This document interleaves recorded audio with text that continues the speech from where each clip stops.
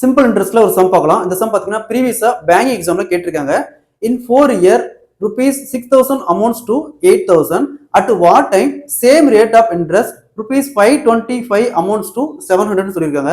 அதை பார்த்தீங்கன்னா 4 வருஷத்துல 6,000 ரூபாய் 8,000 ரூபாயா மாறுது. ரேட் ஆஃப் இன்ட்ரெஸ்ட் நம்ம கண்டுபிடிக்கணும். ஓகேங்களா? என்னன்னு சொல்லல.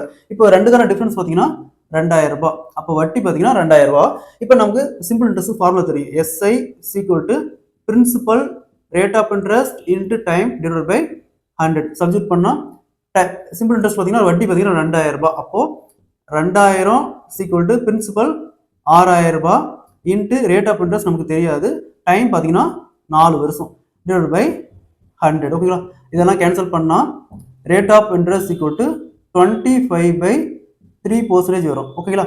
அப்போ இங்க பார்த்தீங்கன்னா நமக்கு அதே சேம் ரேட் ஆஃப் இன்ட்ரெஸ்ட்டை இங்க அப்ளை பண்ணா இதுக்கான டைம் கிடைச்சிடும். ஓகேங்களா? இந்த 525 ரூபா 700 ரூபாயா எத்தனை வருஷத்துல மாறுது நமக்கு கிடைச்சிடும். ஓகேங்களா?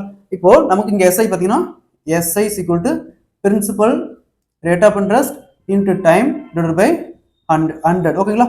இப்போ SI பார்த்தீங்கன்னா இந்த ரெண்டுக்கான டிஃபரன்ஸ் பார்த்தீங்கன்னா 700 ரூபாயிலிருந்து 525 ரூபா போச்சுன்னா 175 ரூபா equal to பிரின்சிபல் பார்த்தீங்கன்னா 525 into rate of interest 25/3% into time நமக்கு கண்டுபிடிக்கணும். ஓகேங்களா? Divided by 100.